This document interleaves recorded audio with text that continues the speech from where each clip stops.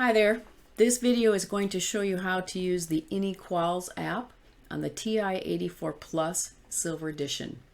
Now on the newer color calculators, the TI-84 Plus CE, it looks a little different. So depending on which calculator you have, you might need to watch the other video. But this is for the TI-84 Plus Silver Edition. So this is the inequality system that I'm going to put in. And in order to do that, I need the Inequalz app. So push your apps button and scroll down until you get to the Inequalz app. So there it is right there. So select it, hit any key to continue. And now it looks pretty much like we're accustomed to seeing. However, there are some symbols down here that we're going to incorporate. The other thing you're going to notice is that there's an x equals up here in the upper left corner. So the first thing we need to do is put y less than or equal to 2x minus 3 in. And in order to do that, I need to have a less than or equal to symbol, which is this one right here. Now the way that you change the symbol is you have the symbol highlighted here, and then you need to push alpha and then the symbol you want. And it switches it to less than or equal to.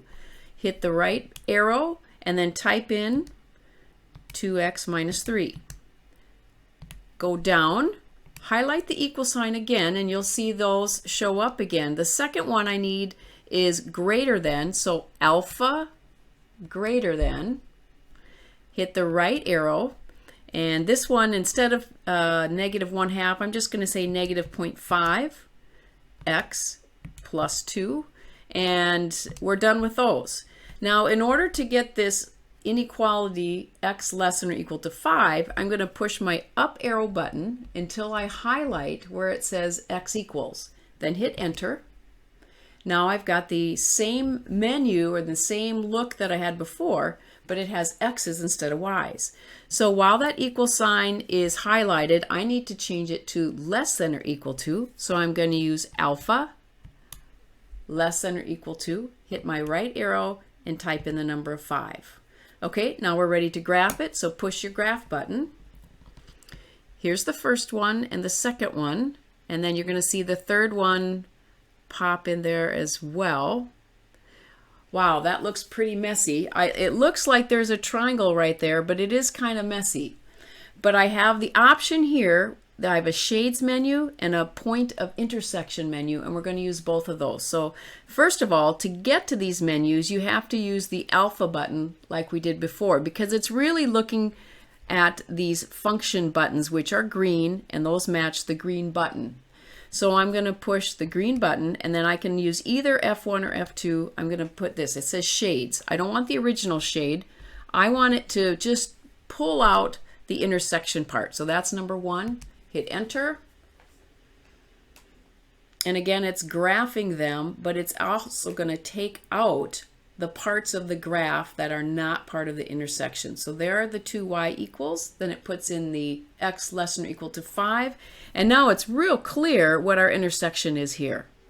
And now if you want to know what these vertices are, you choose the alpha button and then either F3 or F4. And notice here it has y1 and y2. So the point of intersection right here is the one for whatever's in line y1 and y2, which are these two. Now if I hit the right arrow or the left arrow, it's going to go along the line for y1, and it's going to cycle between the other two lines. Here's the y2, here's the x1, but it's going to only give me the points of intersection along line y1. If I choose the up arrow, now notice that it has jumped over here and it lists x1. So now when I do my right and left arrows, it's only going to show me the points of intersection along the line for x1. And if I do it one more time, hit the up arrow, now it has jumped to y2. And so when I hit my right and left arrows, it's going to show me the points of intersection along line y2. And you get those coordinates down here. And it's as simple as that.